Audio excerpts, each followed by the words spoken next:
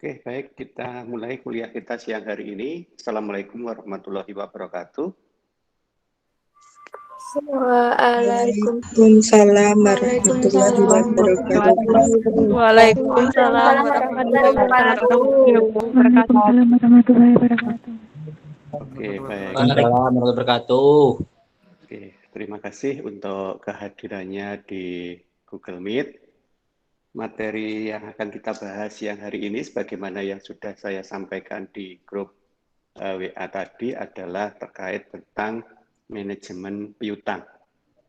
Oke, seperti biasa sebelum kita mulai di materi kita yang baru, untuk penjelasan saya terkait dengan manajemen persediaan pada pertemuan minggu yang lalu, jika memang masih ada yang belum paham, ya, saya menunggu di WA, nggak ada yang menanyain tentang segala sesuatunya.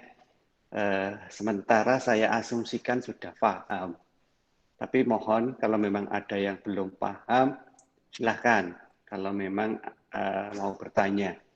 Oke, monggo. Kalau ada yang mau bertanya, silahkan.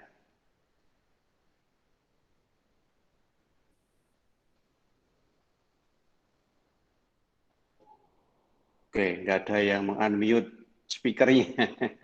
Kalau sekarang gampang saya kalau mau lihat ada yang mau tanya apa enggak itu kita lihat aja speakernya. Mas Freddy, ya ini di-unmute. Ada yang mau ditanyain? Ya, ditutup lagi deh. Oke, nggak apa-apa. Monggo kalau memang ada yang mau ditanyakan tidak di grup kelas, bisa juga di japri secara langsung ke WA saya jika memang ada yang belum paham. Nggak apa-apa, kita lebih baik pelan-pelan tetapi bisa dipahami materinya. Ya, karena saya tidak terlalu penting untuk mengejar jumlah materi yang saya sampaikan. Nggak apa-apa, yang penting bisa dipahami. Sekali lagi, kalau memang ada yang belum paham, monggo silahkan ditanyakan. Ya, untuk ya setidaknya hasil dari ujian akhir semesternya nanti lebih baik daripada ujian tengah semester yang kemarin.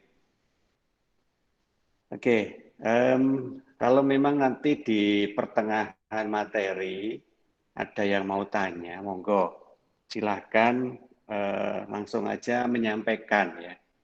Jadi mohon maaf nanti kalau pas materi saya kan cenderung melihat ke slide, ya. Saya tidak bisa ngecek di bagian menu sehingga kalau ada yang unmute ataupun yang tidak, saya tidak tahu kecuali ada suara. Kalau ada suara ya nggak apa-apa, nanti saya kembali ke menu untuk cek siapa yang unmute. Oke, jadi seperti itu ya. Baik, untuk materi kita hari ini, manajemen piutang itu sedikit agak pendek. Ya, jadi tidak terlalu lama nanti insya Allah kita menyampaikan ini.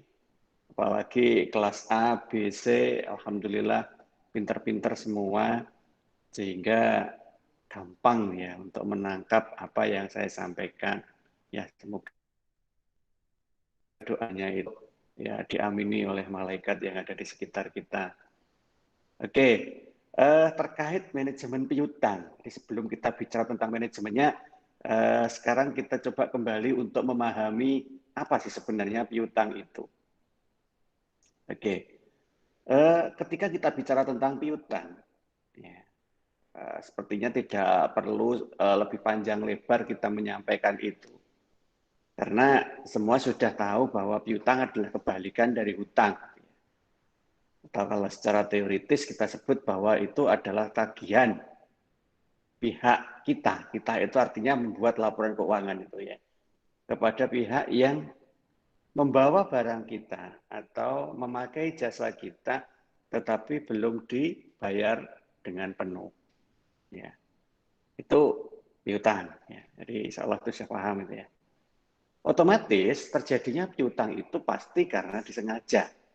Artinya memang ada kebijakan penjualan PG. Tidak ada piutang yang tidak disengaja, itu nggak ada. Yang ada ya piutang tidak tertagih, itu kalau memang pada saat jatuh tempo belum lunas.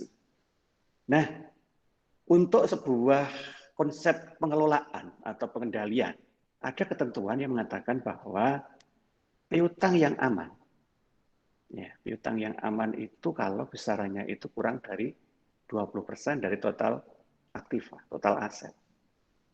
Jadi sebenarnya gini, ada banyak aspek yang dipakai untuk memastikan bahwa piutang kita itu aman atau tidak.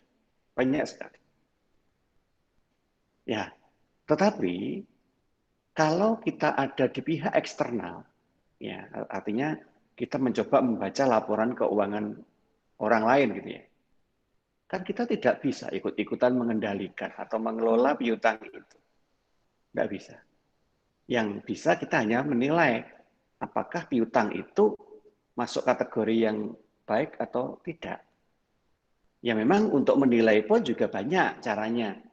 Kemarin kalau kalian masih ingat ketika saya ajari tentang rasio, ada juga rasio tentang receivable turnover, perputaran piutang.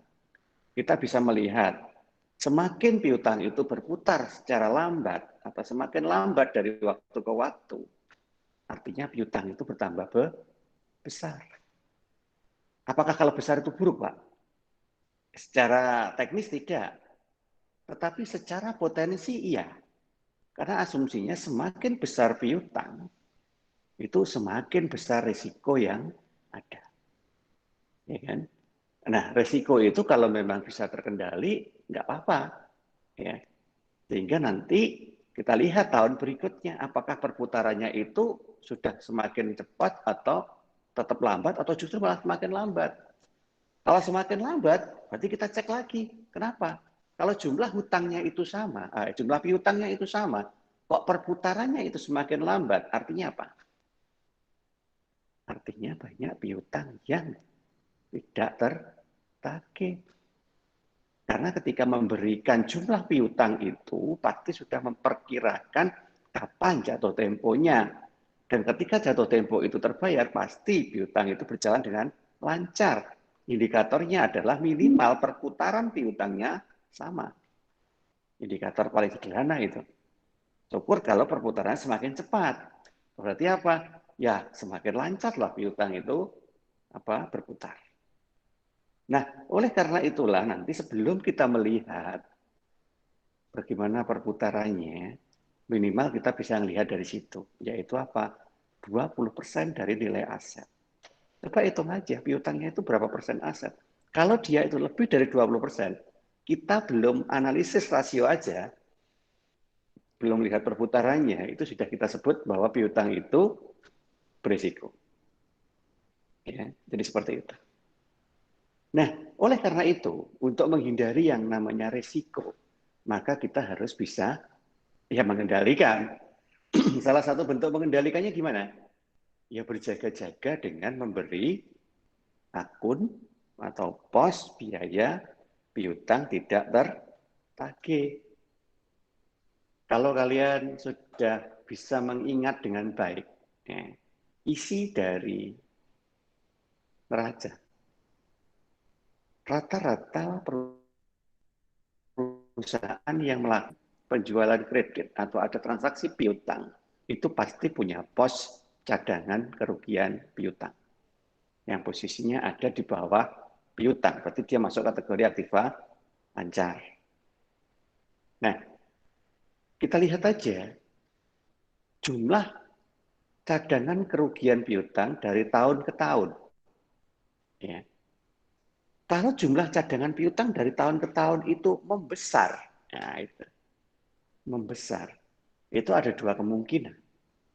Kemungkinan yang pertama itu memang penjualan atau piutangnya itu nanti tinggi, ya semakin membesar pula. Kemungkinan yang kedua, potensi tidak tertagihnya itu juga tinggi. Nah, sehingga belum sampai kita menghitung pun hanya sekedar melihat isi dari laporan keuangannya saja, sebenarnya kita sudah bisa menentukan kemampuan perusahaan dalam mengendalikan, dalam hal ini yang kita bahas adalah piutang, berarti ya mengendalikan piutang ya, itu seperti apa. Nah ini ya, karena dari awal kan saya sudah sampaikan bahwa ketika kita belajar manajemen keuangan, secara tidak langsung kita belajar membaca isi dari laporan keuangan. Nah, caranya seperti itu. Tapi kalau ini cuma kalian dengar, ya, saya yakin bentar lupa. Ya Pak, sumpah tak ingat-ingat Pak. Baik, diingat pun kalau hanya mengingat apa yang saya sampaikan hari ini, ya paling hitungan hari lupa. Nah supaya enggak gimana? Coba dilakukan. Karena kita belajar membaca, maka cobalah kalian mencoba. Apa yang saya sampaikan tadi kalian lakukan. Saya memang tidak menuntut secara langsung saat ini juga, ayo siapin data laporan keuangan, kita baca. Enggak, ya, karena nanti kalau seperti itu kita nggak akan selesai materinya. Mahasiswa insya Allah sudah paham. Ketika dosen menyampaikan sesuatu, ya coba kita melakukan. Dari situlah kita belajar. Ya, apalagi kita tidak ketemu langsung. Nah, di sini berarti kita bisa menentukan potensi dari risiko yang muncul akibat piutang itu seperti apa. Nah, kalau orang luar saja bisa melihat kondisi yang ada pada laporan keuangan dengan perspektif-perspektif tadi, apalagi kita orang dalam yang memang menjadi accounting misalkan, yang menulis jumlah piutang yang ada di laporan keuangan itu. Nah, di sini setidaknya walaupun kita bukan pihak pengendali atau tidak ada di jajaran penjualan kredit, tapi sebagai accounting setidaknya kita bisa memberi informasi bahwa ketika piutang itu membesar, maka potensi cadangan kerugian piutang harus ditingkatkan, yang mana itu kemudian menjadi penambahan beban. Karena cadangan kerugian piutang itu kan sejumlah uang yang dialokasikan. Berarti kan di situ ada beban nanti di laporan laba rugi yang harus kita akui untuk mengurangi pendapatan. Jadi bebannya bertambah, otomatis labanya kan mengecil gara-gara dipakai untuk backup cadangan kerugian. Ya, itu salah satu hal yang memang dilakukan sebagai sebuah inisiasi terkait dengan munculnya piutang. Ya. Tapi setidaknya tidak hanya sekedar itu yang bisa kita cadangkan, tetapi kita harus mulai dari perencanaan piutang itu sendiri. Sekali lagi, manajemen keuangan itu berangkatnya bukan pada saat terjadinya, apalagi pada saat semua sudah terjadi, bukan. Manajemen keuangan itu berangkatnya sebelum semuanya itu terjadi. Artinya kita berada pada posisi ketika masih merencanakan. Nah, untuk merencanakan itu paling tidak ada prinsip utama yang harus kita lihat, yaitu di sini. Keseimbangan antara biaya yang muncul akibat penjualan kredit dan manfaat yang diperoleh dari kebijakan itu. Keseimbangan, minimal sama, namanya juga seimbang. Syukur kalau manfaat lebih tinggi daripada biaya, itu lebih baik sekali. Ya minimal sama. Nah sekarang gimana cara kita mengukur yang namanya manfaat? Gimana yang kita akan lakukan untuk mengukur biaya? Sudah ya. Ya karena semua biaya yang terkait dengan penjualan kredit nanti bisa kita akui. Tetapi kalau untuk bicara manfaat, itu apa? Manfaat itu adalah tambahan keuntungan. Monggo, di sini nggak ada catatannya. Boleh diingat, boleh dicatat, silakan. Yang disebut manfaat di sini adalah tambahan keuntungan yang kita peroleh dengan penjualan kredit jika dibandingkan dengan penjualan tunai. Ya, tambahan keuntungan di situ, selisihnya di situ. Misalkan dengan menjual tunai kita dapat keuntungan sebesar 10 juta, misalkan begitu, satu bulan. Tetapi ketika penjualan kredit, keuntungannya meningkat menjadi 15 juta. Berarti ada 5 juta yang menjadi keuntungan atau manfaat dari kebijakan penjualan kredit. Nah sekarang, tambahan keuntungan 5 juta tadi, kita mengeluarkan tambahan biaya sebesar berapa? Kalau tambahan biayanya itu sampai 15 juta, ya, mending nanti dulu evaluasi lagi lah.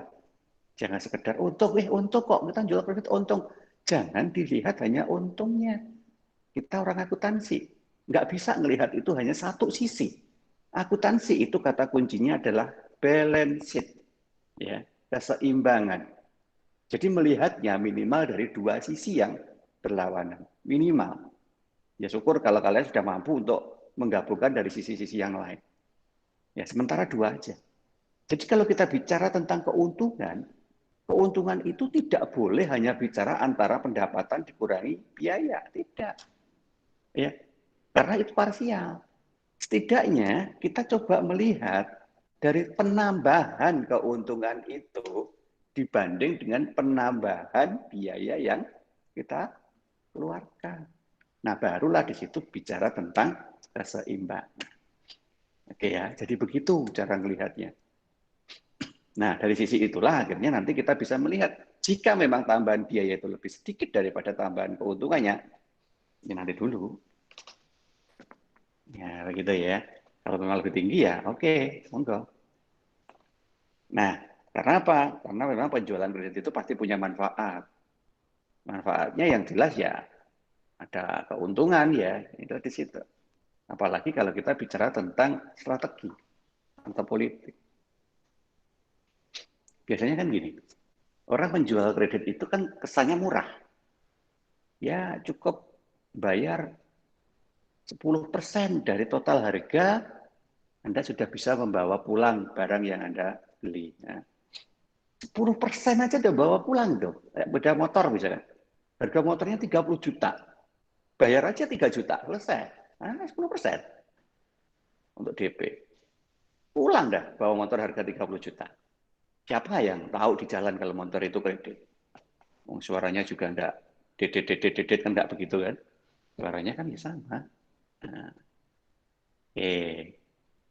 berarti sisi penjualnya itu akan memperoleh kenaikan jumlah yang dijual. Secara teori, kenaikan penjualan akan menghasilkan kenaikan laba. Secara teori ya. Realitasnya ya antar dulu dilihat strateginya. Yang jelas dengan demikian nanti kita seolah-olah karena penjualannya itu mendominasi, itu menguasai pasar. Ya, seolah-olah menguasai pasar. Lihat aja sepeda motor itu yang paling sering di lingkungan kita. Seringkali kita dapat informasi bahwa pemegang penjualan tertinggi pada bulan ini adalah apa, misalkan ya.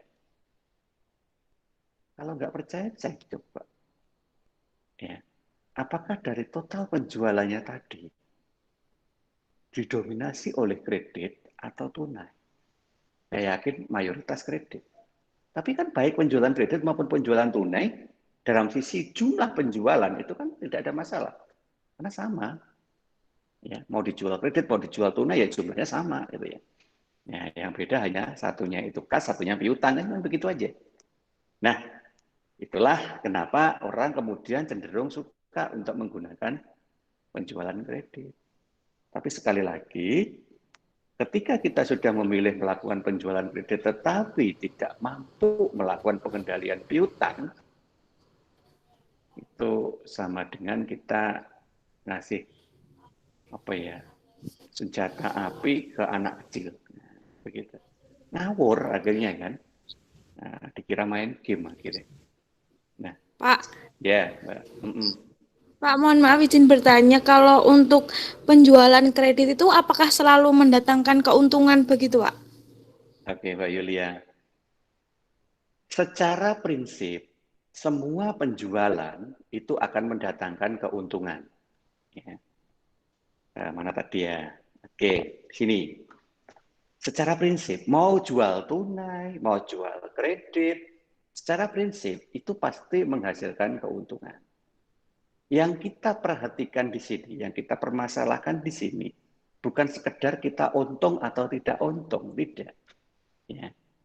Tetapi berapa jumlah keuntungan yang terbesar yang bisa kita peroleh dengan menjual kredit, dan berapa jumlah keuntungan terbesar yang bisa kita peroleh dengan menjual tunai. Jadi mohon maaf, saya hanya bisa memunculkan suara ya di kalian Kalau ini di kelas, saya pasti tangan saya gatel ngorek-ngorek papan tulis ini. Tapi ya, ini sementara logikanya aja seolah-olah bayangin saya nulis ini. Jadi ceritanya begini. Ada penjualan kredit. Harga barang itu katakanlah tadi 30 juta. Ya kan? 30 juta itu ketika barangnya sudah dibawa orang, berarti kan kita anggap barang itu sudah laku. Artinya kita memperoleh pendapatan sebesar 30 juta. Tetapi karena penjualan kredit hanya membayar 10% saja, maka orang tadi yang beli tadi hanya membayar 3 juta. Ya kan? Karena hanya 10%. 3 juta aja deh dari harga barang 30 juta. Nah, sehingga masih kurang sebesar 27 juta. Tetapi secara penjualan kita sudah akui itu terjadi, sehingga pendapatan otomatis pasti akan bertambah. Berapa jumlah pendapatan sekarang? 3 juta atau 27 juta? Nah, sekarang kita lihat.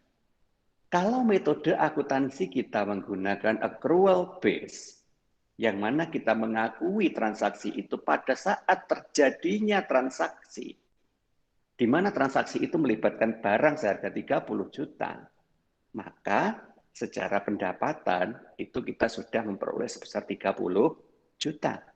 Di mana yang 3 juta kita akui sebagai kas, yang 27 juta kita akui sebagai piutang. Nah, jadi seperti itu. Nah, sekarang biayanya berapa? Nah, oke, biaya standar. Ya, standar. Nah, gara-gara penjualannya itu kredit, hanya bayar 3 juta saja, barang itu sudah bisa dibawa pulang, orang suka. Akhirnya banyak orang yang datang, neng kono bayar 3 juta oleh NMAX. Oke, ikut deh. Akhirnya penjualannya itu tinggi, ya kan? Tapi kredit semua. Tapi kan tidak penting kredit atau tidak kalau untuk mengakui pendapatan. 30 juta kali, ya katakanlah tiap hari itu laku 10 unit. Kalau dia jualan 30 hari, ya 10 kali 30, ada 300 unit. 300 unit kali 30 juta. Ya kan? Dengan penjualan tunai. Setoko yang satunya katakanlah tidak menjual kredit, satunya menjual tunai. Ya lek gak diberi 30 juta, aku ya tak kasih barangnya. Nah, kayaknya coba bayangin. Yang beli banyakan mana? Pasti banyakan yang kredit kan? Karena hanya 3 juta aja dia sudah bisa bawa pulang motor. Nah, berikutnya Pak, berikutnya urusan nanti sebentar, belum. Iya, belum. Kita kan baru bicara di awal dulu. Yang satu dijual tunai 30 juta, kalau tidak ada uang 30 juta yang nggak bisa bawa pulang motor. Yang satu hanya membayar 3 juta aja sudah bisa bawa pulang motor. Banyaklah yang tadi. Katakanlah sehari laku 10 unit tadi. Kali 30, ketemu 300 unit sebulan. Nah, yang satu mungkin laku 5 aja udah bagus gitu ya. Sekarang dari sisi pendapatan coba. Yang satu cuma laku 5 unit, yang satu laku 300 unit. Di mana biayanya ya paling tidak banyak antara jualan tunai dan penjualan kredit. Lebih untung mana sekarang? Pasti untung penjualan kredit. Kenapa? Karena keuntungan itu, laba itu dilihat dari pendapatan. Pendapatan dilihat dari harga motor, bukan dilihat dari kas. Kenapa kok tidak hanya dilihat dari kas? Karena metode laporan keuangannya disusun dengan cara accrual base, di mana mengakui transaksi pada saat terjadinya penjualan. Terjadi penjualan dengan melibatkan barang seharga 30 juta, sehingga yang diakui adalah 30 juta. Beda cerita kalau menggunakan cash base. Kalau menggunakan cash base berarti transaksi diakui pada saat terjadinya pembayaran. Nah, yang dibayar berapa tadi? Yang dibayar kan cuma 3 juta. Ya berarti diakui sebesar 3 juta. 3 juta kali 300 unit. Ya tetap lebih banyak daripada yang toko sebelah hanya menjual tunai. Kalau nggak dibayar 30 juta tidak dikasih motornya. Ya kan? Yang satu hanya laku 10 unit misalkan, yang satu laku 300 unit. Walaupun cash base sama-sama cash base, tetap yang disebut transaksi kredit itu sudah menarik perhatian banyak pihak untuk melakukan pembelian di situ. Nah, itulah yang saya sebut kenapa kok meningkatkan hasil penjualan, otomatis secara teori akan menaikkan laba. Ya kalau kita di situ bersaing, ya tentu kita menang. Ya, jadi begitu ya, Mbak. Nah, sekarang yang kita pikir adalah terus berikutnya gimana? Gitu. Kalau penjualan tunai tadi selesai, ya bayar 30 juta, barang dikasih selesai semua, sudah beres. Ya. Tetapi yang kredit hanya bayar 3 juta, masih 27 juta ya. 27 juta itu bayar berapa lama? Ya tergantung kesepakatan, katakanlah berapa? 3 tahun misalnya. Berarti dalam waktu 3 tahun ke depan kita harus merencanakan bagaimana cara mengumpulkan piutang tadi. Jangan sampai orangnya kabur, piutangnya nggak dibayar, motornya hilang. Wah itu komplit penderitaannya nanti. Ya kan? Wong motor itu ditarik aja rugi kok, apalagi hilang kan begitu. Nah, supaya itu tidak terjadi, maka kita harus membuat pengendalian. Inilah fungsi dari manajemennya. Bagaimana proses pengendaliannya? Ada beberapa tahap, ya, bagaimana yang saya sampaikan di situ. Yang pertama adalah penyaringan langganan. Artinya apa? Kita memilih siapa yang kita izinkan membeli dengan harga 10%. Apa syarat dan ketentuan yang berlaku untuk mengikat? Nah, misalkan seperti itu. Ya kan nggak boleh hanya bondo kenal misalkan ya, hanya bermodal KTP. Oh kenal itu tonggo kuwi. Oke, wes gawanan motornya nggak apa-apa. Ya tonggo itu kan keseharian, tapi uangnya kan tidak mengenal itu, kan begitu ya. Jadi tonggo ya tonggo, duit ya duit kan. Nah, dalam prinsip orang keuangan, orang akuntansi itu uang itu ya hanya dikenal dengan pengendalian uang. Karena uang tidak boleh dicampur adukkan dengan kondisi-kondisi selain keuangan. Kacau kalau begitu ceritanya nanti. Nah, oleh karena itu, ya kita harus memilih siapa kira-kira. Nah, kira-kira itu pasti ada indikatornya nanti. Apa indikator untuk menentukan, si A itu orang yang baik. Sehingga boleh deh membeli 10%. Nah, begitu ya. Ada teknisnya sendiri. Kemudian yang kedua, kita menyadari resiko. Kira-kira api-api uang ini mesti enak elek kan? Kalau elek uang ini mesti enak api. Nah, oleh karena itu semua berpotensi akan menjadi sebuah resiko. Ilmu yang berikutnya yang bisa saya turunkan ke kalian di dalam dunia keuangan, jangan pernah menggunakan istilah husnudon. Loh Pak, bukannya kita harus berhusnudon sama orang? Ya, di luar aspek keuangan. Kalau sudah masuk ke aspek keuangan, gunakan suudon duluan. Saya bukan ngajari jelek, tapi saya ngajarin untuk berhati-hati. Dengan adanya suudon itu, artinya kalian nanti akan mencari cara. Gimana cara supaya saya tenang? Gimana caranya supaya aman? Gimana caranya supaya ya orang itu menjadi benar-benar baik di depan saya? Akhirnya kalian menentukan banyak hal untuk memastikan itu semua. Nah, ketika beberapa hal yang kalian tentukan itu mampu dipenuhi oleh orang itu, maka dengan sendirinya sedikit demi sedikit yang namanya suudzonnya itu bisa berkurang menjadi husnudon. Nah, jadi seperti itu. Kalau belum kalian sudah berprasangka baik sama orang, oh pasti dia bayar, oh dia itu tetangga saya, wah saya kenal tiap hari ketemu. Dunia ini bukan flat, ya. Dunia ini berputar. Di mana dalam setiap perputaran kita nggak ngerti kapan itu terjadi. Tidak ada kata yang indah dalam dunia kredit selain kita menentukan risiko di alam. Ya, jadi begitu. Nanti kita coba bahas. Berikutnya, ya, apa kira-kira nanti yang lebih membuat mereka itu setia, ya pelanggan itu setia ke kita. Karena apa? Dia kan baru beli satu, dia masih banyak keluarga yang lain, dia masih punya teman-teman yang lain, mulut dia itu nanti bisa ngomong di mana saja. Nah, kan begitu. Akhirnya apa? Akhirnya kita berikan beberapa hal yang menurut dia itu kita adalah orang yang punya kredibilitas bagus dalam melakukan transaksi. Contohnya apa? Kita berikan return atau potongan. Ya apalah dikasih potongan. Nah, nanti kita bicarakan tentang potongan di belakang. Oke. Nah, setidaknya kan, wah dipotong ya, dikurangi ya. Karena cashback ataupun potongan dalam bentuk apapun itu akan diingat orang selamanya.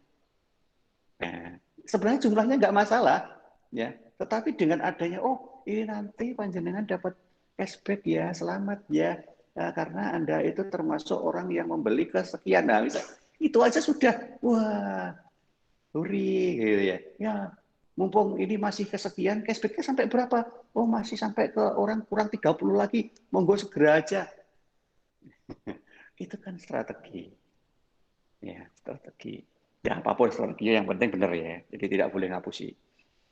Kemudian yang berikutnya, jika memang itu sudah kejebak pada masalah, misalkan tidak tertagih, terus mau apa? Nah, begitu. Jadi kita nggak boleh hanya berpikir yang belum-belum saja, tapi yang sudah-sudah juga harus kita pikir. Wah, ternyata ada benar ini yang nggak bisa membayar. Ya, namanya orang tadi ya nggak sama kemampuannya. Terus gimana? Diapakno itu orang yang nggak bisa membayar? Oh, undang odep kolektor aja ditagih, perlu dipukul. Itu kan sesuatu yang ya hanya sesaat gitu ya. Tetapi kan itu tidak memberikan solusi positif di kemudian hari. Maka harus ada beberapa ketentuan yang nanti memang benar-benar kita pakai untuk menghadapi para penunggak. Dan yang terakhir adalah tentang administrasinya. Ya sekarang itu kan zaman digital misalkan, segala sesuatunya bisa dilakukan dengan online. Seperti kuliah, seperti ini aja online. Gimana caranya kredit itu juga bisa online. Ya minimal bayar. Bayar pakai apapun bisa. Ya apapun itu artinya ya media uang ya. Artinya uang sekarang itu kan sudah uang yang sifatnya giral ya. Nggak harus kita duduk uang di dompet kemudian bayar kan enggak. Ya apapun lah bisa. Sudah tahu itu karena generasi milenial. Nah, hal-hal yang semakin memudahkan, semakin mendekatkan secara administrasi itu nanti akan memberikan efek positif. Karena apa? Karena orang merasa cepat, merasa mudah, tidak bertele-tele, tidak menyusahkan, tidak menyita waktu. Nah, itu akhirnya akan memberi kesan positif. Itu untuk pengendaliannya. Nah, kemudian selain pengendalian, nanti juga harus ada evaluasi, ya. Evaluasi. Nah, pada evaluasi inilah nanti baru kita pakai rasio. Salah satunya adalah perputaran piutang kemarin. Coba cek deh, perputaran piutang kita itu melambat atau semakin cepat. Kalau semakin cepat is oke, berarti memang strategi pengendalian tadi layak untuk diteruskan. Kalau kok melambat, berarti ada salah satu strategi yang kurang pas, harus diperbaiki lagi. Nah, itu kegiatan yang memang harus kita pahami. Nah, di mana beberapa faktor ini nanti akan berperan, ya, ketika piutang itu terjadi. Ya. Berapa banyak barang yang harus kita jual dengan kredit, syarat pembayarannya nanti seperti apa,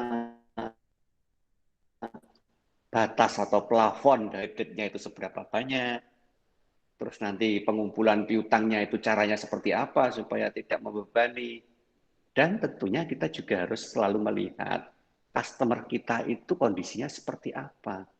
Makanya silahkan kalian memilih customer di awal. Tidak boleh semua jenis customer masuk gitu ya. Ya, kita kan tidak mengejar kuantitas, tapi kita mengejar kualitas. Sehingga ya pilihlah customer yang berpotensi punya pendapatan yang jumlahnya cukup untuk membayar angsuran tiap bulan. Nah, itu wajib itu ya. Ya, kamu ngawur ngambil itu ya berantakan loh. Jelas pengangguran dikasih motor harga 3 juta dalam jangka waktu 5 tahun yang per bulannya 3 juta rupiah. Wah, alamat itu, alamat. Tuh, ya, jadi harus kita pahami beberapa hal terkait dengan. Nah, kita tidak akan membahas semuanya. Kita fokus ke teknis saja, ya. Coba salah satu teknis yang saya ambil adalah ketika ini kita melihat syarat pembayaran. Ya. Di mana syarat pembayaran itu nanti kita gunakan untuk menghitung pengumpulan piutangnya dengan melihat kebiasaan membayar para langganan. Oleh karena itu nanti ada beberapa strategi yang bisa kita gunakan. Yang pertama, ya sudah dikumpulkan sesuai jumlah perhitungan saja. Artinya tidak diberi diskon dari pengumpulan piutangnya itu. Tidak ada potongan. Ya, sepoenenge lah. Kemarin berapa harganya? 30 juta, oke. DP-nya berapa? 3 juta, oke. Nah, mau berapa lama? 5 tahun, oke. Berapa bunganya? Nah, ya namanya juga waktu yang lama ya. Kan kemarin kita sudah bahas tentang time value of money. Di mana seiring dengan pertambahan waktu, maka jumlah harus bertambah dengan tingkat suku bunga. Nah, pasti di situ ada bunga, karena kredit itu kan bicara tentang rentang waktu. Nah, katakanlah bunganya 3%, ya oke. Langsung aja dihitung. Nah, tidak ada potongan apa-apa. Tapi mungkin juga kita beri potongan, tadi strategi ini ya. Supaya apa? Supaya merasa ya dihargai lah usahanya itu. Nah, di dalam sebuah transaksi kredit untuk pengumpulan piutang seperti ini, maka ada kode yang dipakai untuk menentukan diskon. Ya. Contohnya ini, yang digunakan sebagai sebuah syarat pembayaran yaitu 2/10 net per 30, misalkan begitu kodenya. Nah, kodenya itu sama ya, nanti pasti seperti itu, tapi kita harus paham artinya. Apa ini? 2/10 itu artinya pembeli akan memperoleh diskon sebesar 2%. Ya, 2% jika dia membayar 10 hari setelah pembelian. Jadi misalkan gini, kebijakan mulai kapan sih pembayaran angsuran itu dilakukan? Itu kan kembali ke penjual. Ada yang menjual misalkan hari ini terjual, ya toh, minggu depan itu sudah mulai harus ngangsur untuk bulan ini. Ada yang begitu. Ada juga yang mau dibeli pada tanggal berapapun di bulan ini, mulai ngangsurnya adalah tanggal 1 bulan depan. Nah, itu juga ada. Dibeli hari ini ya besok mulai ngangsur, itu juga ada. Ya terserah, itu kan kebijakan masing-masing.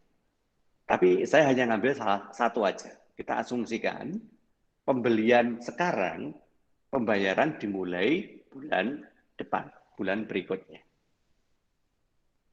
Nah, katakanlah dengan kode seperti ini tadi. 2% apabila membayar maksimal 10 hari. 10 hari itu ngitungnya bukan pada hari ini. Bukan. Tapi 10 hari itu ngitungnya terhitung mulai tanggal 1 bulan depan. Jadi artinya 2/10 itu adalah jika pembeli itu ngangsurnya mulai di hari pertama sampai hari ke-10 dari start mulainya bayar tadi, maka angsurannya itu dapat diskon sebesar 2%. Ya, di mana jangka waktu untuk angsurannya itu maksimal selama 30 hari. Ya. 1 bulan. Jadi misalkan belinya hari ini, jatuh tempo paling akhir untuk membayar angsuran bulan pertama adalah tanggal 30 bulan depan. Ya, jadi begitu. Di mana yang tanggal 1 sampai tanggal 20 dia melakukan pembayarannya, maka dia dapat diskon 2%. Sedangkan yang membayar setelah tanggal 10 sampai tanggal 30, itu dia tidak dapat diskon. Artinya begitu. Ya, tolong itu dipahami. Nanti kode itu akan muncul kalau kita merencanakan pengumpulan piutang. Pak, Oke. Ya, Mbak. saya mau bertanya. Iya, Mbak Diah. Ya, oke. Yang faktor-faktor yang mempengaruhi besarnya investasi dalam piutang. Oke, kita balik ke atas. Faktor-faktor. Oke, ya, gimana Mbak Diah? Mengapa perlu ada pembatasan kredit? Yang dimaksud pembatasan di sini itu kuantitas kredit per orang atau jumlah orang yang melakukan kredit? Oke, ya. Jadi pembatasan itu nggak hanya dua itu, banyak hal. Karena kemampuan masing-masing pihak yang melakukan transaksi kredit itu kan tidak sama ya. Misal gini, kalau kreditnya itu melibatkan pihak leasing, ya kita juga harus cek loh, leasing mana yang bonafit. Atau kita melibatkan bank misalkan, maka kita juga harus cek bank mana yang paling bonafit. Arti bonafit itu apa? Arti bonafit itu yang paling sedikit resiko piutang macetnya, piutang tidak tertagihnya. Siapa? Maka kita ajak sebagai rekanan. Nah, karena kita melakukan rekanan dengan pihak lain, maka pihak lain itu tentunya juga punya rekanan-rekanan semacam kita. Artinya nggak hanya ngurusi kita sendiri, yang ngurusi yang lain juga. Nah, oleh karena itu kan dia punya keterbatasan. Keterbatasan dalam mengelola. Gitu. Nah, sampai seberapa banyak keterbatasannya, ya itu kita harus sepakati. Satu, mungkin dia membatasi dalam sisi jumlah orang yang nanti kita beri penjualan kredit. Ya, lek karo aku berani kalau kamu menjual per bulannya itu untuk katakanlah 30 orang. Tapi lek sudah di atas 30 orang, aku nggak sanggup. Nah, misalkan begitu. Berarti kita juga membuat kebijakan 1 bulan itu hanya bisa menjual kredit sebanyak 30 unit. Kalau itu sudah habis, ya sudah. Kita tidak bisa lagi menjual kredit. Nunggu sampai bulan berikutnya. Itu kalau pembatasan jumlah orang. Nah, tergantung dari rekan kita tadi. Ya. Atau kalau nggak begitu pembatasan jumlah plafon kreditnya. Motor seharga berapa ini yang boleh dijual kredit untuk yang paling mahal? Nah, si pihak leasingnya tadi bisa kan, atau pihak banknya tadi bisa kan, berani beresiko yang mana? Nah, misalkan begitu. Dengan segala pertimbangan, akhirnya oke, motor termahal yang boleh dijual kredit seharga 50 juta. Misalkan begitu. Ya oke, berarti kita kasih limit itu.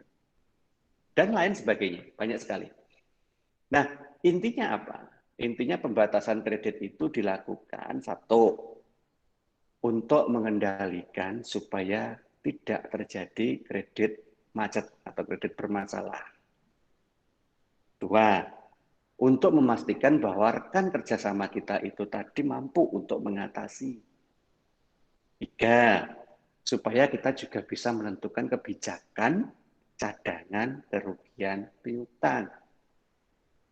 4, ya supaya potensi jumlah penjualan kredit kita tidak besar, yang nanti dengan sendirinya akan menyebabkan perputaran kreditnya juga membesar, ya kan? Kalau jumlah kredit yang diberikan banyak, otomatis kan perputaran kreditnya, perputaran piutangnya kan membesar. Kalau perputaran piutang membesar kan artinya piutang itu buruk, ya kan? Nggak sehat. Nah, karena berpotensi resiko.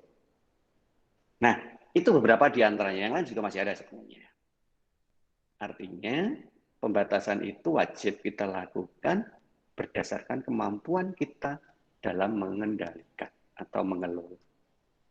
Ya ibarat naik motor gitu loh ya. Kalian kan motornya macam-macam. Ada yang motornya memang pelan, ada yang memang kencang gitu kan. Tapi ya kalian kan punya batasan, tahu diri lah. Di jalan yang mana saya harus lari kencang, di jalan yang mana saya larinya pelan-pelan aja. Nah, kenapa kok nggak sama-sama kencang atau sama-sama pelan? Ya karena situasional, melihat kondisi dan situasi serta kemampuan kita dalam mengendalikan motor itu. Kredit juga begitu, sama. Oke, gitu Mbak Diah ya. Baik, Pak. Terima kasih. Kita lanjut sekarang ke ilustrasi. Oke, anggaplah seperti ini kejadiannya.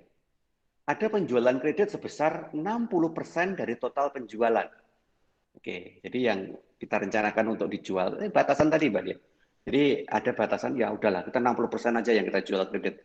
Yup, enaklah dijual tunai gitu kan. Di mana jangka waktu kreditnya itu hanya 4 bulan, dibatasi 4 bulan. Ini apa ya? Ini hanya contoh loh ya. Nanti situasinya bisa berganti-ganti, monggo gitu ya. Ini hanya contohnya begini. Polanya nanti sama caranya. 60% yang kita jual kredit, di mana penjualan kreditnya itu hanya 4 bulan. Pembeli mengangsur dengan ketentuan. Nah, ini ada aturan. Aturan itu diperoleh dari mana? Kebiasaan dari pembeli-pembeli yang dulu. Ya, kebiasaannya seperti apa dulu-dulu. Nah, dari kebiasaan dari para pembeli yang dulu itu kemudian kita gunakan untuk menjadi aturan untuk pembeli-pembeli yang akan datang. 30% ya dari total itu tadi ya, 30% dibayar pada bulan pertama dan kedua. Ya kan? Berarti sudah 60%. Karena 2 kali kan, 30% di bulan pertama, 30% dibayar di bulan kedua. Dari penjualan kreditnya loh ya. Sedangkan 20% dibayar ke bulan ketiga dan bulan keempat. Oke, udah genap 100%. Di mana hanya 4 bulan tadi. Sehingga 30% di bulan pertama dan bulan kedua, 20% di bulan ketiga dan bulan keempat, masing-masing 20%. Oke, nah datanya seperti ini. Januari sampai Juni. Ya, ini contoh ya, nanti bisa berlanjut sampai bulan berapapun, ya kalau bisa setahun ya. Tapi hanya contoh, tak wakili cuman sampai Juni. Total penjualannya sekian masing-masing. Nah, karena tadi cuma 60%, maka yang 40% dijual tunai, yang kreditnya 60% sekian. Kita tidak melihat tunai ya, kita hanya melihat yang kredit ini aja. Oke, karena kita akan bicara tentang bagaimana, ya ini kita bicara tentang skenario gitu ya. Kita mencoba membuat rencana untuk mengumpulkan piutang dengan syarat piutang itu tidak ada diskon. Nah, di mana data kreditnya adalah seperti ini. Nah, sekarang gimana cara kita membuat perencanaan? Sekali lagi karena kita manajemen ya, kita bicara untuk merencanakan pengumpulan kreditnya, ya, dari penjualan kredit sebesar ini tadi dengan kondisi seperti yang ada di data di atas ini tadi. Oke, kita masuk ke sini. Makanya kita masih kasih nama yang namanya rencana pengumpulan piutang. Ya, rencana pengumpulan piutang. Oke, kita lihat tadi. Penjualan kredit bulan Januari itu kan sebesar 3 juta rupiah. Nah, tadi ketentuannya, seperti yang tak sampaikan, asumsinya adalah penjualan kredit Januari itu mulai dibayar adalah tanggal 1 Februari. Ya, tadi asumsinya. Membeli di tanggal berapapun di bulan ini, start pembayaran angsurannya pertama kali dilakukan mulai tanggal 1 bulan depannya. Oke. Penjualan kredit Januari adalah 3 juta. Ya, nah, sekarang kita menghitung penerimaan selama 4 bulan itu. Karena memang tadi kan hanya kita batasi 4 bulan. Dan masing-masing bulan ada batasannya. Sehingga nanti dari uang 3 juta itu, ini asumsinya tidak ada bunga loh ya. Bunga belum masuk di situ. Nah, ini hanya pokok saja yang kita hitung. Penerimaan Februari berarti kan 30% dari 3 juta. Berarti ada 900.000. Penerimaan Maret, bulan kedua kan juga masih sama, 30%. Dari 3 juta, 900.000. Nah, bulan ketiga dan keempat itu 20%. Sehingga ketemu 600 dan 600. Sehingga totalnya sudah kembali 3 juta. Ini belum ada bunga. Ini baru pokok. Nah, di bulan berikutnya nanti juga sama perhitungannya. Tapi sebelum masuk ke bulan berikutnya, sekarang kita bikin tabel. Supaya nanti kita bacanya mudah. Hanya dengan satu tabel aja kita sudah bisa melihat itu. Penjualan Januari 3 juta, ya toh, mulai terkumpul adalah di Februari 900.000, Maret 900, April 600, Mei 600. Oke. Februari juga begitu. Penjualan Februari, ya toh, penjualan Januari itu tadi kan mulai terkumpul Februari. Penjualan Februari mulai terkumpul Maret. Penjualan Maret mulai terkumpul April dan seterusnya. Ya. Nah, oleh karena itu, coba kita lihat tabel di sini. Penjualan Januari 3 juta, mulai terkumpul kan Februari, Maret, April, Mei. Februari juga begitu, mulai terkumpul Maret, April, Mei, Juni.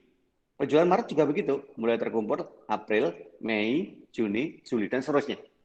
Nah, yang membedakan itu hanya jumlah yang dijual kredit. Oke, itu Januari sekarang. Itu Januari kan sekarang. Nah, Februari karena masih 30%, berarti kan hitungannya sama. Jadi angkanya juga sama. Tapi kalau Maret, itu kan 20%. Iya kan? 20% berarti jumlahnya beda. Nah, karena juga penjualannya beda. Penjualan kredit Maret kan 3.600.000. Nah, lebih tinggi daripada Januari dan Februari. 3.600.000. Bulan pertama, bulan kedua sama-sama 30%. Bulan ketiga, bulan keempat 20%. Ini juga begitu. Dan seterusnya. Nah, kalau memang sudah, ya ini kan contoh ya. Jadi contoh ya tak putus sampai di sinilah tabelnya. Tapi kalau nanti real ya harus lengkap sampai 1 tahun gitu ya.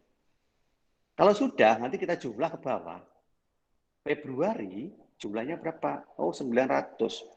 Berarti yang terkumpul Februari harusnya 900. Maret harusnya 1.800.000. Berarti yang terkumpul Maret harusnya 1.800.000 dan seterusnya. Kita jumlah ke bawah. Nah, terus begitu. Nah, sekarang fungsinya untuk apa ini?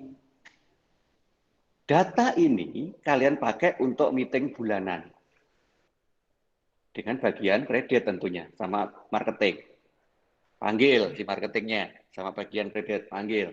Ayo rapat. Tanya, marketing, kamu jual berapa kemarin? Bulan Januari, sekian. Nilainya berapa? Sekian. Oke, bagian kredit harusnya terkumpul berapa? Oh, sekian, sesuai dengan perhitungan. Oke, realisasinya terkumpul berapa?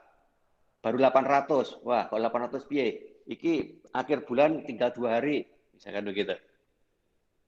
Marketing, itu tanggung jawabmu. Ini siapa sing belum lunas? Ini, nah, marketingnya siapa kemarin yang menjual ke si ini? Ayo, goleki orangnya. Nah, kalian, ya posisi kalian apapun ya, baik itu manajernya atau mungkin accounting-nya, setidaknya kalian bisa mengendalikan. Dan kalian bisa bicara di hadapan orang-orang itu dalam rapat bahwa jumlah penjualan kreditnya belum sesuai target.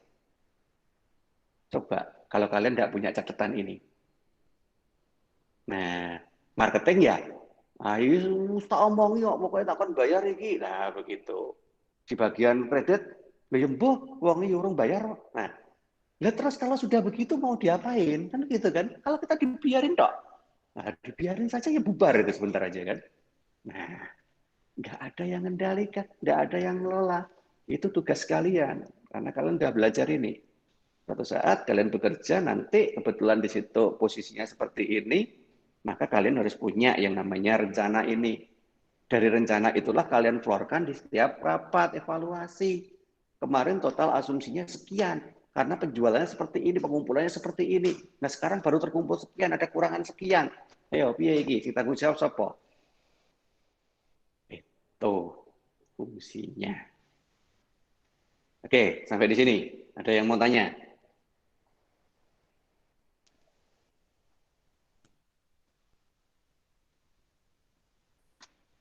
Oke, kita lanjut. Nah, jadi kalau diam berarti insya Allah paham ya.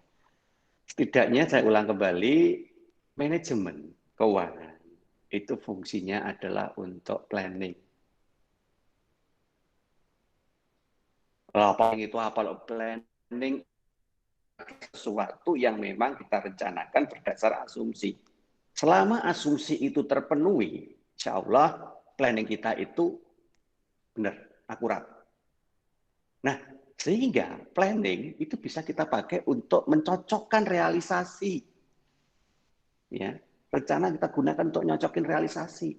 Jika selisih, jeda atau deviasi antara realisasi dengan rencana terlalu besar, padahal asumsi yang kita pakai untuk merencanakan itu terjadi dalam kondisi realnya, berarti kita punya hak untuk memperkarakan siapapun yang terlibat di dalam proses itu. Ya, siapa lagi tanggung jawab tentang ini? Siapa yang tanggung jawab tentang ini? Ya tugasmu, apa aktivitasmu, bagaimana hasilnya? Itulah manajemen. Karena fungsi kita adalah mengendalikan. Ya kalau dibiarin aja bisa karpe dewe akhirnya kan tidak sesuai dengan ekspektasi. Sama dengan motor, mobil ya. Ada banyak instrumen di dalam motor atau mobil itu. Kita sebagai driver harus ngerti fungsi masing-masing ini, sehingga nanti kalau hujan kita harus bagaimana.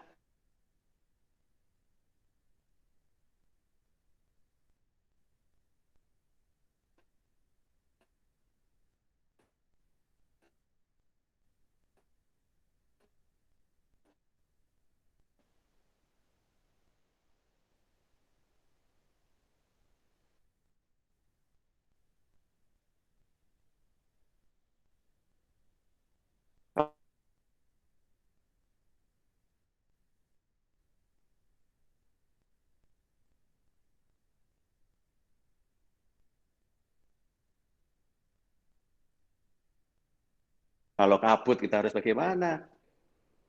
Kodenya sekarang saya ubah. 5/20, net per 60. Data penjualan indexnya sama persis dengan yang tadi. Nah, gara-gara kita memberi diskon 5% untuk orang yang mengumpulkan mulai tanggal 1 sampai tanggal 20 ya, di bulan berikutnya setelah penjualan kredit dengan jangka waktu angsuran sebanyak atau selama 60 hari, ternyata walaupun sama-sama kita tetapkan jangka waktu kreditnya itu 4 bulan, itu ada perubahan pola pembayaran dari konsumen. Nah, pola perubahannya bisa kita lihat di sini. Ternyata dengan adanya strategi itu tadi, ada 30% pembeli itu yang memanfaatkan kreditnya, diskonnya, yaitu membayar dalam waktu tanggal 1 sampai tanggal 20. Nah, setelah bulan penjualan tadi. Ya, itu 20%. 30%, ya, 30%. Tetapi kan baru 20 hari, yang hari ke-21 sampai hari ke-30 gimana? Ternyata ada juga, tapi 20% saja. 20% saja yang melakukan di sini. Datanya seperti itu. Nah, sudah terkumpul. 21 sampai 30 hari setelah bulan penjualan. Ada 20% orang. Nah, sisanya yang 30% membayar di bulan kedua. 10% membayar di bulan ketiga, 10% lagi membayar di bulan keempat. Nah, datanya seperti itu. Nah, berangkat dari data seperti itu dengan asumsi penjualan kreditnya sama dengan yang tadi saya sampaikan di awal, maka kita harus membuat tabel lagi. Tabel rencana pengumpulan piutang. Oke, tabelnya nanti dulu, karena ngisi tabelnya sama dengan tadi. Sama caranya. Sekarang kita ngitung dulu. Oke, tadi penjualan kredit bulan Januari adalah 3 juta. Menurut data, 30% pembeli membayar dalam waktu 1 sampai 20 hari.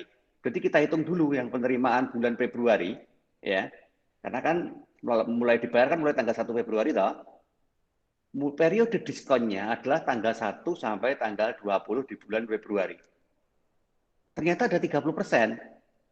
30% dari 3 juta adalah 900.000. Oke, kita masukin di situ. 900.000. Nah, ternyata tadi kan kita beri diskon sebesar 5%. Berarti kita hitung 5% dari 900.000 itu. Berapa? 45.000. Nah, sehingga jumlah dari penerimaan kredit kita di bulan Februari pada hari pertama sampai hari ke-20 sebesar 855.000. Itu baru 20 hari loh ya. Padahal kan Februari katakanlah sampai 28 misalkan begitu. Nah, berarti sisanya berarti kan tidak dapat diskon. Nah, periode tanggal 21 sampai ya 29 gitu ya, atau 30 kan tidak mungkin ya Februari ya. 28 sampai 29 misalkan. Ada 20%. 20% dari 3 juta, berarti berapa? 600.000. Nah, kalau begitu, jumlah penerimaan bulan Februari berapa? Jumlah penerimaannya berarti 855.000. Ini ya, yang diskon tadi ditambahin dengan yang tidak pakai periode diskonnya. Ada 600.000 di jumlah. Totalnya ketemu 1.455.000. Itu penerimaan di bulan Februari. Nah, bulan Maret, April, Mei, karena tidak ada diskon, ya langsung dikalikan seperti yang depan tadi, yang tidak ada diskon tadi. Dia 30% kali 3 juta, 10% 3 juta, 10% 3 juta. Nah, ini nanti dimasukkan ke dalam tabel. Kita coba lihat tabelnya. Nah, oke. Kita masukkan ke tabel. Nah, ini tadi. Jadi, Januari kan 1.445. Gini. Maret, April, Mei. Ya sudah dimasukin aja dari hasil hitung yang ada di sini tadi. Ya, dari hasil hitung di sini tadi. Nah, 1455 terjadi di bulan Maret, di mana ngitungnya 2 kali, yaitu dihitung dulu periode diskonnya, kemudian dihitung periode tidak berdiskon, kemudian dijumlah. Yang ini karena tidak berdiskon semua, berarti langsung kita hitung. Angkanya kita masukkan semua masing-masing ke tabel. Ya, tabelnya sama dengan yang tanpa diskon tadi. Ini ada kode 1122, itu artinya bukan apa-apa, ini hanya ini dari perhitungan yang pertama tadi ya. Jadi perhitungan yang pertama tadi kan ini. Terus ini dari perhitungan yang kedua. Perhitungan yang kedua adalah penjualan kredit bulan Februari. Februari sama menjual 3 juta, gitu. Cara ngitungnya sama karena 1 sampai 20 masih 30%. Sehingga ketemu setelah dikurangi diskon 855. Ditambah yang tidak berdiskon tadi di bulan Februari 600.000 dijumlah. Yang Maret ya, yang April, Mei, Juni, nah, ngitungnya sama. Nah, setelah dihitung, dimasukkan ke dalam tabel. Februari mulai dibayar di Maret, kemudian April, Mei, Juni. Maret juga begitu, mulai dibayar di April, Mei, Juni, Juli. Nah, ini beda. Kenapa beda? Ya karena memang penjualan kreditnya lebih besar. Tapi komposisi jumlah orang yang membayar di masing-masing bulan itu sama, ya. Nah, itu asumsi loh ya, tapi nanti kan kemungkinan juga beda kalau secara realitas. Nah, kita asumsikan aja untuk latihan ya sama. Yang penting kita pahami dulu polanya. Jadi polanya seperti itu. Nah, tabel ini nanti juga sama di jumlah ke bawah. Nah, sehingga apa? Ini loh yang kalian pakai untuk melihat realisasi. Februari harusnya terkumpul 1.445. Bagian kredit, duitnya berapa sing mlebu? Cek. Ya. Kalau enggak cocok, wah, ayo marketing. Lagi. Nah, sampai benar-benar ketemu masalah piutang tidak tertagih. Lah baru nanti kita pikir dengan kebijakan yang lain. Nah, kita belum sampai ke situ ya. Kebijakannya kita hanya berpikir tentang bagaimana mengendalikan sampai dengan mengumpulkan piutang. Oke, sampai di sini. Ada yang mau tanya? Silakan.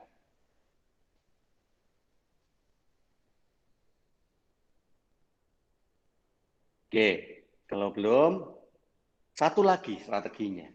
Ini tadi kan masih strategi untuk mengumpulkannya. Ya. Kita tambahin lagi. Misal begini, ada customer yang protes. Pak, Bu, Mbok Yo, apa Mbok Yo itu bahasa Indonesianya. Ya langkah baiknya gitu ya. Kalau jangka waktunya itu Mbok Ojo 4 bulan toh. Saya keberatan kalau 4 bulan. Kalau ditambahin gimana gitu ya. Ya oke, kita ampung. Kemudian kita rapat. Ya rapat bareng. Mayoritas customer itu minta ditambahin. Nah sekarang dengan ditambahin itu bagaimana potensinya? Maka kita harus gali data dulu. Ya. Dengan perpanjangan jangka waktu kredit yang jelas, nanti pasti akan meningkatkan biaya yang ditanggung oleh perusahaan, tanggung kita. Yaitu misalkan biaya untuk investasi modal kerjanya, investasi di aktiva tetapnya, atau mungkin juga investasi di piutang itu sendiri. Nah, jadi kita harus cek dulu dengan penambahan waktu itu tadi, berapa jumlah penambahan biayanya.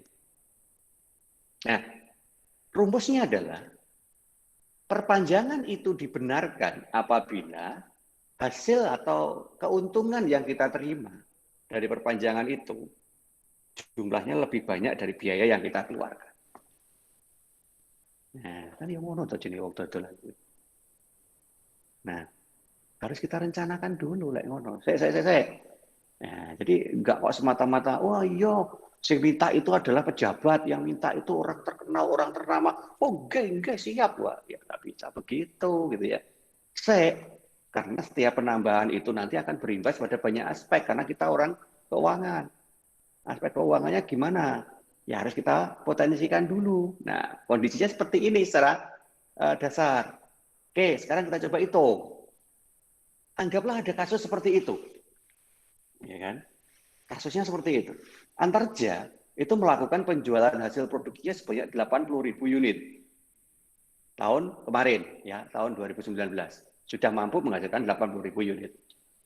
Seluruh penjualannya itu dilakukan secara kredit dalam waktu 30 hari. Kemudian perusahaan merencanakan akan meningkatkan penjualannya pada tahun-tahun yang akan datang dengan mengubah jangka waktu kreditnya itu 2 kali lipat menjadi 60 hari. Di mana dengan mengubah menjadi 60 hari itu data yang bisa kita peroleh adalah ada kenaikan penjualan sebesar 25%. Mungkin itu target. Ya oke, tak naik kon, tapi ya penjualanmu kudu naik ya, 25%. Nah, kemudian biaya produksi yang ditanggung perusahaan itu kan ada 2, biaya tetap dan biaya variabel. Nah, biaya tetapnya itu sebesar 22 juta. Kalau biaya tetap itu kan ya tetap, itu tidak akan berpengaruh berapapun yang diproduksi. Tapi kalau biaya variabelnya berpengaruh, karena bisa ngitungnya per unit. Kalau unitnya bertambah, berarti biaya variabelnya juga bertambah. Anggaplah per variabel itu per unit adalah Rp150. Harga jual per unitnya adalah Rp500. Tetap misalkan harga jualnya. Nah, pertanyaannya jika waktu pengumpulannya nanti diperpanjang menjadi 60 hari, maka akan muncul yang namanya tambahan biaya modal sebesar 30%. Ya, yang kira-kira aku mau itu bertambah sebesar 30%. Nah, datanya seperti itu. Oke. Diflorkan ketika rapat. Bos, ya kalian bosnya. Piye? Wanira. Nah, untuk bicara wani atau tidak, itu ya kita harus, insya Allah nanti ketika ujian juga begitu. Saya kasih data, oke, kalian bosnya, misalkan ya, saya accounting-nya, bos, datanya begini loh, ini. Nah, wes, bosnya panjenengan, Wanira. Jadi jawaban dari ini cuma iya atau tidak, berani atau tidak berani, ya. Gampang kok. Tapi ya itu valuation, karena manajemen keuangan itu yang penting di sini. Gimana caranya kalian bisa memutuskan berani dan tidak berani. Oke, sekarang kita coba lihat polanya. Penyelesaian ini secara prinsip dengan kondisi seperti apapun sama. Yang penting data yang terkumpul seperti yang tadi saya contohkan. Apa yang kita lakukan? Pertama, kita hitung dulu. Laba kita tahun 2019 berapa? Dengan penjualan 80.000 unit. Nah itu, oke. 80.000 kali harga jual 500 ketemu 40 juta. Dikurangi dengan biaya tetapnya 22 juta. Biaya variabelnya, karena tadi 800 unit kan, biaya tetapnya kan Rp150 per unit. Kalikan, ketemu 12 juta. Berarti biaya tetap ditambah biaya variabel adalah harga pokok penjualan sebesar 34 juta. Sehingga keuntungan dari 80.000 unit itu adalah 6 juta. Oke. Sampai di situ. Nah, sekarang kita hitung yang 2020 dengan asumsi penjualannya naik 25%. Berarti menjadi 125% kan? Karena naik 25% tadi. Ini tadi kan 100%. Nah, kalau naik 25% berarti kan 125% dari 80.000 unit. Berarti menjadi 100.000 unit. Peng nih saiki, penjualan nih dengan harga yang sama. 100.000 kali 500, ketemu 50 juta. Ya tetap sama 22 juta. Variabel naik ya menjadi 15 juta. Sehingga HPP-nya menjadi bertambah. Nah, sekarang dengan bertambahnya HPP itu, keuntungannya menjadi berapa? 13 juta. Naik juga keuntungannya. Ya, keuntungannya naik. Oke, seolah-olah di situ, ya sementara ini ya, seolah-olah kita untung. Dengan menambah, ya jelas untung, wong naik 25%, oh ya pasti kan. Nah, tapi belum tentu. Nanti kenapa? Karena ini kredit loh. Oke, sekarang kita coba lihat hitungan tambahan biaya modal. Dengan perpanjangan waktu kredit 30 hari menjadi 60 hari, maka tambahan laba yang terjadi kan selisih, yaitu 7 juta ini tadi kan. Yang semula 6 juta menjadi 13 juta. Jadi tambahannya adalah 7 juta. Oke, sekarang kita hitung yang namanya biaya investasi.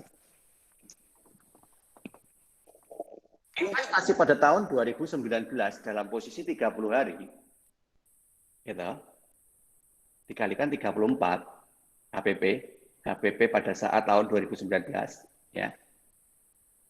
30 hari dikali 24 dibagi asumsi 1 tahun ada 360 hari ya. Maka ketemu 2.833 sekian. Oke, itu investasi tahun 2019. Sekarang yang tahun 2020 dengan posisi 60 hari. Jadi berapa? 60 hari kali HPP 2020,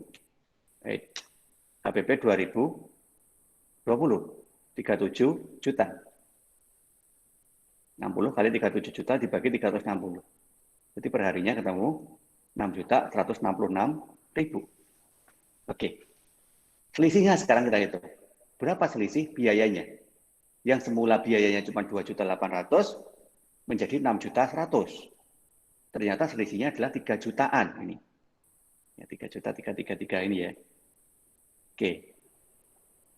Nah, kemudian kita coba cek tadi. Tambahan biaya modalnya tadi sampai berapa persen? 30%. Iya kan? Tambahan biaya modal, ini tadi kan ada 30% dengan menambah 60 hari itu. Berarti kan 30% dari ini. Dari selisihnya ini. Berapa? Iya ini. Anggaplah 1 juta gitu dibulatkan ya. Nah, inilah yang kita pakai untuk dasar penentuan sekarang. Berarti ada tambahan biaya sebesar 1 juta rupiah dengan tambahan keuntungan sebesar 7 juta rupiah. Ketentuannya tadi adalah penambahan waktu itu diizinkan jika tambahan keuntungan lebih tinggi daripada tambahan biaya dan sebaliknya. Nah, di situ jelas bahwa tambahan keuntungannya adalah 7 juta, tambahan biayanya adalah 1 juta. Sehingga kebijakan itu dengan asumsi ya data yang ada di sini tadi terpenuhi semua. Oke. Data yang ada di sini terpenuhi semua. Jadi karena kita bermain asumsi, kita bermain manajemen, bermain proyeksi, maka jika ada asumsi yang tidak pas, yang berubah, berarti akurasi dari hasil hitung kita itu juga berubah. Semakin tinggi tingkat perubahannya, semakin banyak yang berubah, maka jangan sekali-kali hasil hitung ini dipakai. Lalu terus gimana Pak? Ya hitung lagi dengan asumsi yang baru. Nah, apapun metode yang kita pakai di manajemen keuangan ini sehingga menghasilkan sebuah kebijakan, maka kebijakan itu hanya efektif jika asumsi yang kita bangunnya tadi terpenuhi. Itu pesan saya. Jadi jangan ngeyel kalau asumsinya sudah tidak berjalan, tapi kalian ngeyel bahwa hasil itu dikatakan efektif. Tidak, ya, tidak. Nah, tidak boleh begitu. Jadi sekali lagi, kita tetap harus memperhatikan bahwa asumsi-asumsi yang kita tetapkan itu jelas, kemudian memang itu terjadi, dan hasil itu nanti bisa kita anggap efektivitasnya benar. Oke, sementara untuk manajemen piutang saya ajari 2 strategi itu dulu aja. Yang pertama, strategi pengumpulannya supaya nanti kita bisa melakukan evaluasi dengan pihak kredit dan pihak marketing. Dan yang kedua adalah evaluasi penambahan kebijakan jangka waktu supaya kita bisa evaluasi dengan hasil. Nah Pak, misalkan ada pertanyaan begitu ya, kalau data ini berubah-ubah boleh nggak? Boleh saja, karena memang data itu kan asumsi. Asumsi itu harus kita lihat berdasarkan kondisi real. yang kemudian kita rata-rata. Ya. Jadi misalkan ini enggak 60 hari Pak, kalau misalkan saya naikkan maksimal berapa ya kira-kira ini supaya itu tetap bisa layak untuk berjalan. Tak tambahin deh, jadi 90 hari. Monggo, silakan. Atau kalau enggak begitu, waduh, ini enggak memenuhi syarat. Apa yang saya meningkatkan ya? Target, enggak 25%, 30%. Atau tadi dengan 60 hari aja kita sudah selisih untungnya besar Pak. Kalau misalkan targetnya kita turunkan gimana? 20% aja. Monggo, itu mixing ya. Silakan dikreasikan. Atau mungkin harga jualnya juga, biaya variabelnya juga diubah. Silakan. Ya, karena itu kita gunakan untuk bermain gitu ya, dalam tanda kutip. Ya. Kalau kita sudah tahu polanya, maka mau kita permainkan seperti apa sehingga menghasilkan suatu proporsi dari strategi yang tepat. Bagus. Ya, berarti disitulah fungsi dari pengendaliannya sudah mulai jalan. Sehingga apa yang kalian lakukan itu benar-benar sudah bisa membaca situasi. Karena orang yang berhasil itu adalah orang yang mampu untuk memahami sedang dalam situasi yang seperti apa saat ini dia berada. Oke, mungkin sampai di sini dulu yang bisa saya sampaikan. Ada pertanyaan mungkin sebelum kita akhiri? Monggo, silakan.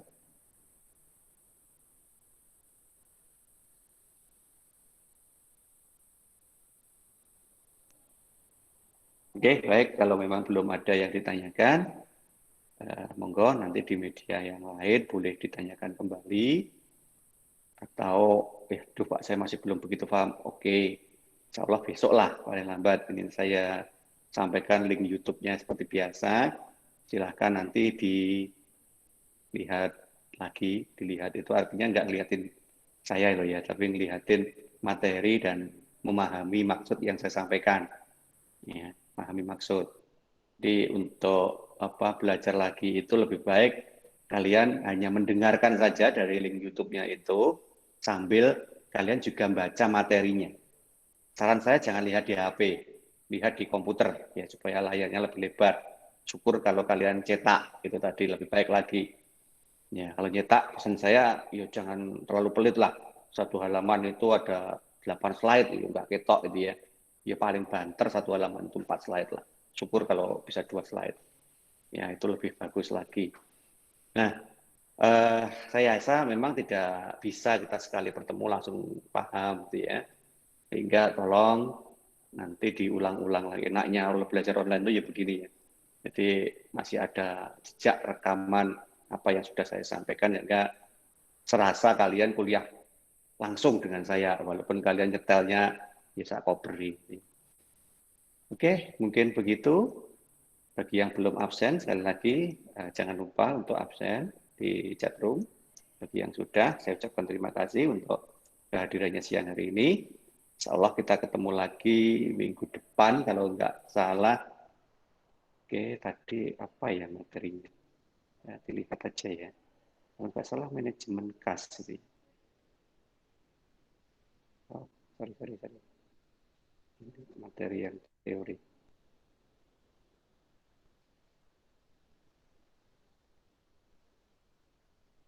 Ya, manajemen kas. Ya. Jadi next week kita pakai Tor ya. Ini tadi juga pakai kalkulator, tapi next week kalkulatornya agak digunakan untuk fungsi-fungsi yang lebih. Nah, oke, yang saya ajarin lah untuk minggu depan. Hanya kita akhiri.